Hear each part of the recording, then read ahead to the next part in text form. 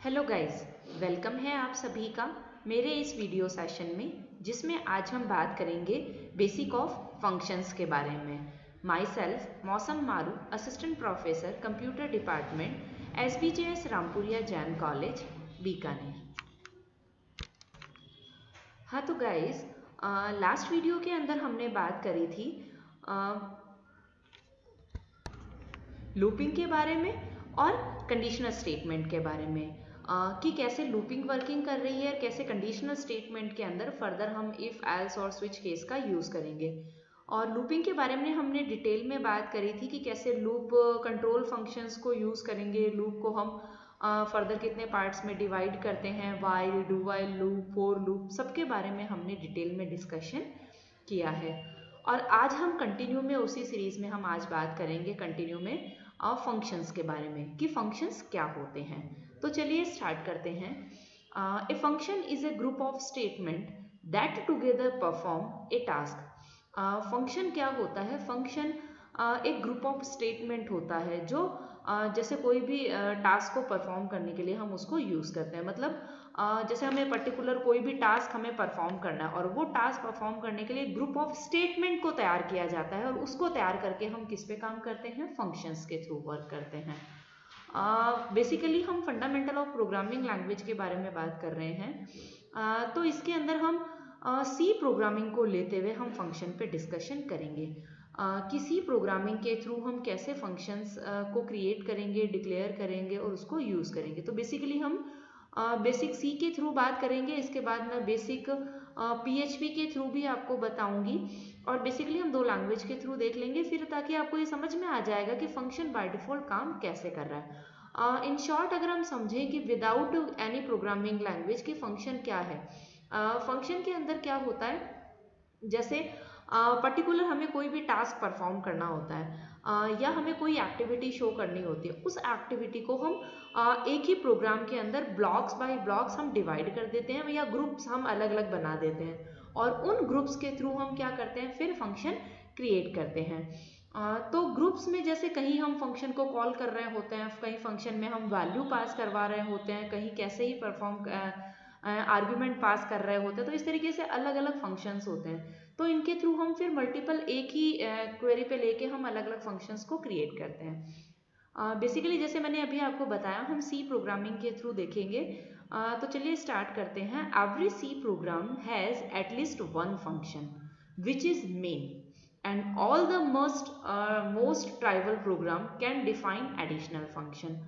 अगर हम C के फंक्शन के थ्रू बात करें तो C में बेसिकली एक फंक्शन को यूज़ किया जाता है जिसे हम मेन फंक्शन बोलते हैं, और उसके अलावा जो एडिशनल फंक्शंस होते हैं वो बहुत सारे होते हैं। मतलब उसके अलावा भी हम एडिशनल फंक्शंस को यूज़ करते हैं। लेकिन जैसे कि मैंने अभी आपको बताया कि जैसे किसी भी प्रोग्रामिंग लैंग्वेज के अकॉर्डिंग बात कर लीजिए, सभी प्रोग्रामिंग लैंग्वेजेस के अंदर एक मेन फंक्शन होता है जहां फंक्शन क्रिएट होता है, और उस फंक्शन के थ्रू बाद में हमें फर्दर क्या क्या चीज़ों की और रिक्वायरमेंट है, वो सारी चीज़ें आपकी क्या होती है, फर्दर उसमें एडिशनल फंक्शन के नाम से जानी जाती है। वही सेम चीज़ यहाँ हो रही है कि हमारा सी के अंदर एक मेन फंक्शन जो एक मेन फंक्शन होता है उसे हम मेन फंक्शन कहते हैं। बाकी उसमें और एडिशनल फंक्शन इंक्लूड होते हैं। You can divide up your code into separate function. Main function के बाद में हम हमारा जो टास्क होता है उसको हम सेपरेटली अलग अलग फंक्शंस में अलग अलग टाइप्स में डिवाइड कर सकते हैं, और डिवाइड करके फिर हम इसे क्या कहते हैं, अलग अलग छोटे छोटे सेपरेट से हम फंक्शन क्रिएट कर लेते हैं, और इन सारे फंक्शंस को हम हमारे मेन फंक्शन के साथ क्या कर देते हैं, कम्युनिकेट कर देते हैं, ऐड कर देते हैं, और फिर हम उस प्रोग्राम, पूरे होल प्रोग्राम को हम क्या करते हैं, रन करते हैं। क्लियर है? तो उसी सीरीज में continue, you divide up your code among different functions is up to you, but logically the division is such that each function perform a specific task. In short जो मैंने अभी आपको बताया कि हमारा जो प्रोग्राम होता है उसमें एक मेन फंक्शन होता है, और उस फंक्शन से रिलेटेड अलग अलग टास्क को हम अलग अलग के अकॉर्डिंग फंक्शन बनाते हैं। तो यही कहा गया है कि जो एक फंक्शन है उसको हम चाहे जितने फंक्शंस के अंदर डिवाइड कर सकते हैं, मतलब हम जितने फंक्शन उसके अंदर बनाना चाहें हम उतने फंक्शन क्रिएट कर सकते हैं। लेकिन लॉजिकली ये कहता है कि लॉजिक ये कहता है कि जैसे लॉजिकली हमें एक प्रोग्राम के अंदर या एक टास्क के अंदर हमें जितने टास्क या जितने जैसे एक जो हमारा मेन प्रोग्राम है या कहेंगे एक जो हमारा मेन असाइनमेंट है, उस असाइनमेंट के अंदर हमें स्पेसिफिक कितने टास्क परफॉर्म करने हैं, हमें जितने टास्क परफॉर्म करने होते हैं उस टास्क के अकॉर्डिंग ही हमें फंक्शन क्रिएट करने चाहिए। या हम दूसरी लैंग्वेज में इसको इस तरीके से समझ सकते हैं कि पर्टिकुलर जो हम फंक्शन क्रिएट करते हैं, हर फंक्शन कोई ना कोई टास्क परफॉर्म जरूर करता है। बिना टास्क परफॉर्म करे हुए हम कोई भी लॉजिकली फंक्शन क्रिएट नहीं कर सकते हैं, क्योंकि स्पेसिफिकली होता क्या है, हर प्रोग्राम एग्जीक्यूशन के अंदर हमारा एक मेन फंक्शन होता है और उस मेन फंक्शन से हम बाकी सब फंक्शंस को क्या करते हैं, कनेक्ट करते हैं। तो वो कनेक्शन जब भी होता है जब वो मेन फंक्शन के थ्रू उसमें कोई ना कोई प्रोसीजर होना होता है या कोई टास्क परफॉर्म हो रहा होता है। अगर हमने पर्टिकुलर ऐसे ही कोई फंक्शन क्रिएट कर दिया और वो कोई टास्क ही परफॉर्म नहीं कर रहा है, तो हम स्पेसिफिकली कैसे उस टास्क को एक्टिव करेंगे या कैसे हम शो करेंगे। क्लियर है? चलिए आगे बढ़ते हैं। A function declaration tell the compiler about a function name, return type and parameters. Basically अगर हम बात करें सी के अकॉर्डिंग, तो जब हम फंक्शन डिक्लेयर करते हैं तो फंक्शन डिक्लेयर करते समय कंपाइलर फंक्शन को ये बताता है कि जैसे फंक्शन का नाम क्या है, फंक्शन का रिटर्न टाइप क्या है, फंक्शन का पैरामीटर क्या है। तो ये सारी चीज़ें फंक्शन डिक्लेरेशन में हमें डालनी होती है। अभी तक हमने समझा था कि फंक्शन क्या होता है, किस तरीके से मतलब स्पेसिफिकली उसका टाइप क्या होता है या यूज़ क्या होता है। अब हम बात कर रहे हैं फंक्शन डिक्लेरेशन की। तो फंक्शन डिक्लेरेशन में हमें ज़रूरी होता है ये डालना कि फंक्शन का नाम क्या है, रिटर्न टाइप क्या है, या वो उसमें हम क्या क्या पैरामीटर्स यूज़ कर रहे हैं, क्योंकि ये सारी चीज़ें हमें कंपाइलर को बतानी होती है। फंक्शन के बारे में कंपाइलर को हमें ये बताना होता है कि ये इस तरीके की चीज़ें इसके अंदर इंक्लूड है। A function definition provide the actual body of the function. और अगर हम बात करें तो फंक्शन डेफिनेशन के अकॉर्डिंग जैसे हमने ये सारी चीज़ें उसमें फंक्शन डिक्लेरेशन के समय हमने क्या डाल दिया, नेम, रिटर्न टाइप, पैरामीटर, ये सारी चीज़ें हमने डाल दी। फिर हम उस पे हम फंक्शन में क्या एग्जीक्यूट करना चाहते हैं एक्चुअल, तो वो चीज़ क्या होती है, actual body of the function होती है कि हम फंक्शन की बॉडी के अंदर हम ये सारी चीज़ें मर्ज करना चाहते हैं या यूज़ करना चाहते हैं, या हम चाहते हैं कि इस पर्टिकुलर फंक्शन पे ये टास्क परफॉर्म होना चाहिए। वो वाली चीज़ हम कहाँ डालते हैं, बॉडी ऑफ द फंक्शन में डालते हैं। ये तो हो गया शॉर्ट में इंट्रोडक्शन। तो चलिए कंटिन्यू में हम बात करते हैं कि फंक्शन के सिंटैक्स के बारे में, कि फंक्शन का सिंटैक्स कैसे मूव ऑन होता है और कैसे वो एक्चुअली वर्क करता है। सी के अकॉर्डिंग पहले हम देखते हैं थोड़ा सा। The C standard libraries provide numerous built in functions that your program can call. अगर हम बात करें सी की लाइब्रेरी के अकॉर्डिंग या सी के अकॉर्डिंग, तो सी प्रोग्रामिंग के अंदर ऐसे बहुत सारे बिल्ट इन फंक्शंस पहले से क्रिएट हैं जिन्हें हम हमारे प्रोग्राम के अंदर कॉल कर सकते हैं, यूज़ कर सकते हैं। मतलब सी के अंदर प्री डिफाइंड बहुत सारे बिल्ट इन फंक्शंस हैं जो बेसिकली हम हमारे प्रोग्राम के अंदर यूज़ कर सकते हैं। मतलब सी के अंदर हमें कहीं पे भी फंक्शन को क्रिएट करने की ज़रूरत नहीं होती है, जस्ट हम उस फंक्शन के नाम के साथ उसको कॉल करते हैं और वो फंक्शन कॉलिंग के साथ में पर्टिकुलर उसका जो वर्किंग एरिया रहता है या जो क्राइटेरिया रहता है वो कंप्लीट हो जाता है। For example like this string cat function. जैसे स्ट्रिंग कैट फंक्शन है तो ये क्या करता है, टू कॉन्केनेट टू स्ट्रिंग्स, मतलब दो स्ट्रिंग्स को कॉन्केनेट या एडिशन करने का अगर हमें काम करना हो तो हम स्ट्रिंग कैट फंक्शन को यूज़ कर सकते हैं। सेम एज इट इज जैसे है मैम सीपीआई फंक्शन। तो मैम सीपीआई फंक्शन क्या करता है, to copy one memory location to another location and many more functions. Mem CPY function क्या करता है, जैसे अगर हमें कोई किसी मेमोरी लोकेशन को अगर हमें कॉपी करना हो किसी दूसरी लोकेशन पे, तो हम क्या करते हैं, एक मेमोरी लोकेशन को दूसरी मेमोरी लोकेशन पे कॉपी करने के लिए हमें फंक्शन बनाने की ज़रूरत नहीं पड़ती है। सी के अंदर इनबिल्ट फंक्शन होते हैं मैम सीपीआई फंक्शन, वो हम मेमोरी सीपीआई फंक्शन को हम यूज़ कर लेते हैं, या हम इसे बोल सकते हैं मेमोरी कॉपी फंक्शन। ठीक है, तो इस तरीके से ऐसे बहुत सारे एग्जाम्पल्स हैं, ऐसे बहुत सारे इनबिल्ट फंक्शंस हैं जिनको हम क्या कर सकते हैं, सी के अंदर यूज़ कर सकते हैं। और इनबिल्ट फंक्शन अगर हम बात करें जैसे PHP के अंदर या कहीं पे जैसे डेट टाइम फंक्शंस हैं या स्ट्रिंग से रिलेटेड फंक्शंस हैं या मेमोरी से रिलेटेड फंक्शंस हैं, तो ऐसे बहुत सारे फंक्शंस प्रायकर हर लैंग्वेज के अंदर होते हैं जो प्री डिफाइंड होते हैं, जिनको बेसिकली हम डायरेक्ट यूज कर लेते हैं। A function can also be referred as a method or a subroutine or a procedure etc. Specifically अगर हम फंक्शन को बोलें तो फंक्शंस को हम जैसे मेथड भी बोल सकते हैं, सब रूटीन्स बोल सकते हैं, या हम एक प्रोसीजर भी बोल सकते हैं।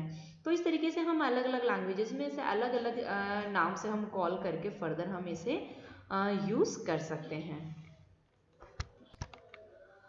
तो चलिए बेसिकली बात करते हैं कि फंक्शन को हम कैसे डिफाइन करेंगे, या नॉर्मल लैंग्वेज में हम देखें कि ये है आपका फंक्शन का सिंटैक्स, कि किस तरीके से फंक्शन को हम क्रिएट करेंगे या हम उसे यूज़ करेंगे। तो बेसिकली हम बात करते हैं डिफाइन ए फंक्शन के बारे में। The general form of a function define in C programming language is as follows. C programming के अंदर हम बेसिकली इस तरीके से फंक्शन को क्रिएट करते हैं या यूज़ करते हैं। बेसिकली हम समझें तो ये सी फंक्शन का सिंटैक्स है। तो देखिए सबसे पहले हम क्या करते हैं,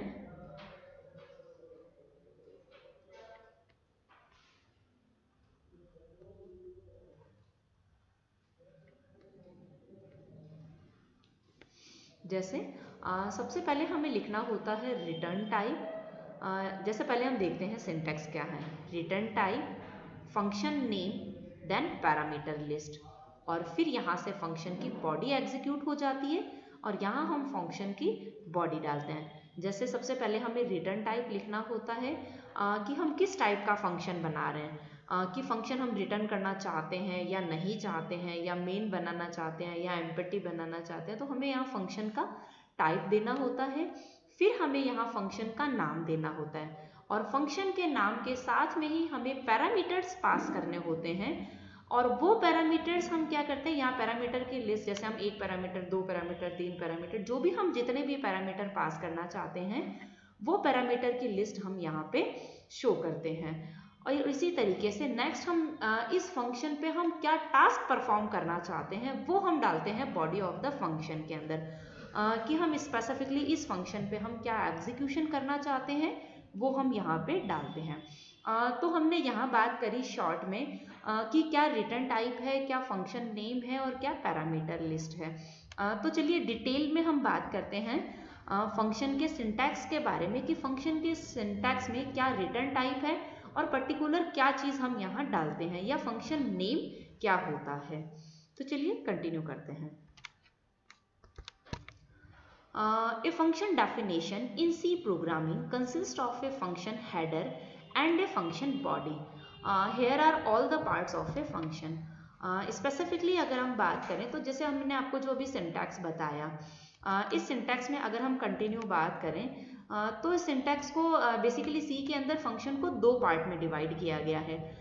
इसे फंक्शन का हेडर पार्ट बोला गया है और इसे फंक्शन का बॉडी पार्ट बोला गया है। अब हेडर पार्ट के अंदर क्या क्या चीज़ें आती है उनको हम डिस्कस करेंगे, और बॉडी पार्ट में क्या चीज़ें आती है या किस तरीके से होता है वो हम डिस्कशन करेंगे। तो गाइज आपको समझ में आ गया कि हेडर पार्ट क्या है और बॉडी पार्ट क्या है। मतलब हेडर और फंक्शन बॉडी 2 पार्ट में हमने इसको फंक्शन को 2 पार्ट के अकॉर्डिंग हमने इस फंक्शन को डिफाइन किया है। तो चलिए हम स्पेसिफिकली सबसे पहले बात करते हैं हम हेडर पार्ट के अंदर रिटर्न टाइप के बारे में, कि रिटर्न टाइप क्या होता है। A function may return a value. The return type is the data type of the value the function return. जैसे रिटर्न टाइप क्या होता है, ए फंक्शन में रिटर्न ए वैल्यू, एक फंक्शन क्या करता है, कोई ना कोई वैल्यू रिटर्न करता है। The return type is the data type of the value of the function. तो रिटर्न टाइप क्या होता है, एक प्रकार का डेटा टाइप होता है उस वैल्यू के, उस फंक्शन की वैल्यू का। क्लियर है, मतलब फंक्शन कोई ना कोई वैल्यू रिटर्न करता है और वो वैल्यू किस टाइप की होगी, मतलब उसका डेटा टाइप होता है return type. Some function perform the desired operation without returning a value. कुछ फंक्शन ऐसे भी होते हैं जो बिना किसी मतलब वो जो डिजायर्ड ऑपरेशन, मतलब वो कोई भी टास्क ऑपरेट कर देते हैं, मतलब वहाँ उन्हें वैल्यू रिटर्न करने की ज़रूरत नहीं होती। जैसा कि मैंने अभी आपको इंट्रोडक्शन के अंदर ही बताया था, कुछ फंक्शंस ऐसे होते हैं जो वैल्यू रिटर्न करते हैं और कुछ फंक्शंस ऐसे होते हैं जो वैल्यू रिटर्न नहीं करते हैं। In this case the return type is the keyword void। और जब ऐसा केस हमारे सामने आता है, जब हमें कोई वैल्यू रिटर्न नहीं करनी हो, तो उस टाइम में हमें क्या करना होता है, सी प्रोग्रामिंग के अंदर हम फंक्शन यूज करते हैं और रिटर्न टाइप के रूप में हम एक कीवर्ड यूज करते हैं, वो है आपका void। यानी हम void टाइप का फंक्शन यहाँ पे यूज करते हैं या void डेटा टाइप हम यहाँ यूज करते हैं जब हमें कोई भी फंक्शन रिटर्न नहीं करवाना हो या कोई वैल्यू हमें ऐसी शो नहीं करनी, मतलब स्पेसिफिक जो फंक्शन डिक्लेयर किया जा रहा है या जो फंक्शन डिजाइन किया जा रहा है वो ऑटोमेटिकली कोई भी ऑपरेशन टास्क या कोई भी ऑपरेशन या कोई भी टास्क परफॉर्म कर सके। क्लियर है? तो रिटर्न टाइप क्या हो गया, रिटर्न टाइप जैसे कोई भी फंक्शन कोई भी वैल्यू रिटर्न कर रहा है, उस रिटर्न का मतलब कि वो वैल्यू किस टाइप की रिटर्न हो रही है, वो टाइप है, मतलब वो उसका वो डेटा टाइप है कि किस डेटा टाइप की वैल्यू रिटर्न हो रही है। क्लियर है? और बेसिकली सी के अंदर जब हमें किसी फंक्शन के अंदर कोई वैल्यू रिटर्न नहीं करनी हो, तब हम क्या यूज कर रहे हैं, void यूज कर रहे हैं।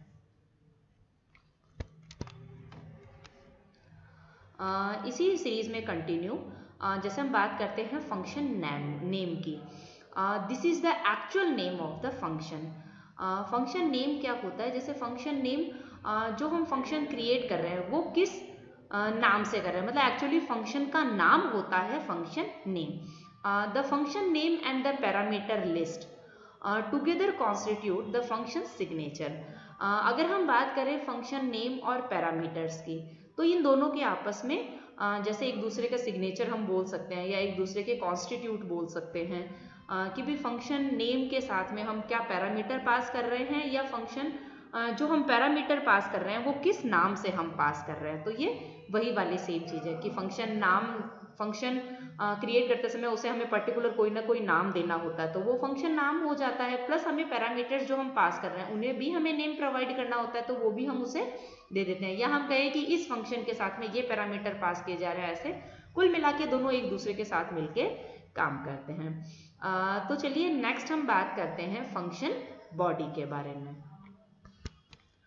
स्पेसिफिकली अगर हम बात करें तो फंक्शन बॉडी क्या होती है, the function body contain a collection of statements that define what the function does. Function body क्या होती है, फंक्शन बॉडी के अंदर वो चीज़ होती है कि पर्टिकुलर हम चाहते हैं कि इस फंक्शन के अंदर पर्टिकुलर क्या वर्क हो रहा है, मतलब कि फंक्शन क्या करना चाहता है। मतलब ये है कि हमने कोई फंक्शन बना दिया और उस फंक्शन में कोई वर्किंग ही नहीं है, कि हमने फंक्शन बनाया और वो फंक्शन क्या वर्क करना चाह रहा है, क्या स्टेटमेंट एग्जीक्यूट या जो भी मतलब उस फंक्शन से रिलेटेड अगर हमें कोई स्टेटमेंट पास करने हो या कोई आर्ग्यूमेंट पास करने, मतलब जो पर्टिकुलर स्टेटमेंट या पर्टिकुलर स्ट्रिंग्स या पर्टिकुलर वर्ड्स जो भी हमें पास करने होते हैं वो सारी चीज़ें हम कहाँ करते हैं, फंक्शन बॉडी के अंदर डालते हैं। मतलब फंक्शन बॉडी के अंदर पर्टिकुलर कि वो फंक्शन से टास्क क्या परफॉर्म हो रहा है, उससे रिलेटेड जो स्टेटमेंट हमें एग्जीक्यूट करने होते हैं वो हम किस पे करते हैं, फंक्शन बॉडी के अंदर करते हैं। नेक्स्ट हम बात करते हैं पैरामीटर्स के बारे में कि पैरामीटर्स क्या होते हैं। ए parameter is like a place holder. Parameter को हम समझ सकते हैं कि एक प्रकार का जैसे प्लेस होल्डर है कि हमें कोई वैल्यू को प्लेस देना है या कोई जैसे कोई भी पैरामीटर, जैसे कोई भी हमें किसी पर्टिकुलर जैसे हम किसी चीज़ को कोई वैल्यू प्रोवाइड करनी है, ठीक है, वो आपका प्लेस होल्डर की तरह काम करता है। When a function is involved you pass a value to the parameter. जब हमारा फंक्शन इन्वॉक होता है या जब कॉल किया जाता है तब हम उसको क्या करते हैं, कोई ना कोई वैल्यू प्रोवाइड करते हैं। जैसे फॉर एग्जांपल अभी मैंने आपको सिंटैक्स में बताया था कि फंक्शन के नाम के साथ में फंक्शन के पैरामीटर्स पास किए जाते हैं, मतलब फंक्शन के पैरामीटर के नेम वहां से पास किए जाते हैं। जब उसको हम कॉल करते हैं या जब हमें रिक्वायरमेंट होती है तब हम उनको क्या करते हैं, वैल्यू प्रोवाइड करते हैं।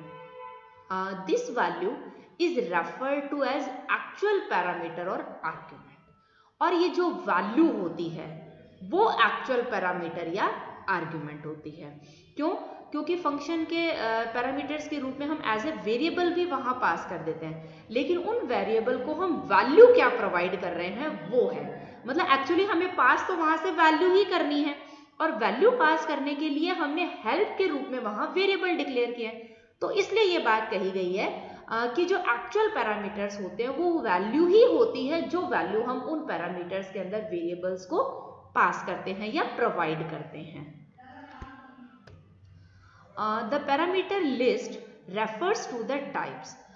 जो पैरामीटर लिस्ट है उसके अंदर अगर हम बात करें तो पैरामीटर लिस्ट के अंदर types, ordered and number of the parameters of a function. Parameter list के अंदर फंक्शन जो पैरामीटर्स पास किए जा रहे हैं उसका टाइप क्या है, किस ऑर्डर क्या है, या नंबर ऑफ द पैरामीटर्स कितने हैं फंक्शन में, ये सारी चीजें इसके अंदर आ सकती हैं। Parameters are optional, that is a function में contain no parameters. Parameters function के अंदर ऑप्शनल भी हो सकते हैं, मतलब ऑप्शनल होते हैं, मतलब हम बिना पैरामीटर पास किए हुए भी हम क्या कर सकते हैं, फंक्शन क्रिएट कर सकते हैं। मतलब अगर हमें कोई फंक्शन के अंदर पैरामीटर्स पास ही नहीं करने, हमें डायरेक्ट वैल्यूज को इंसर्ट करवाना है या एग्जिस्ट करवाना है, तो हम उनके अकॉर्डिंग भी फंक्शन बना सकते हैं।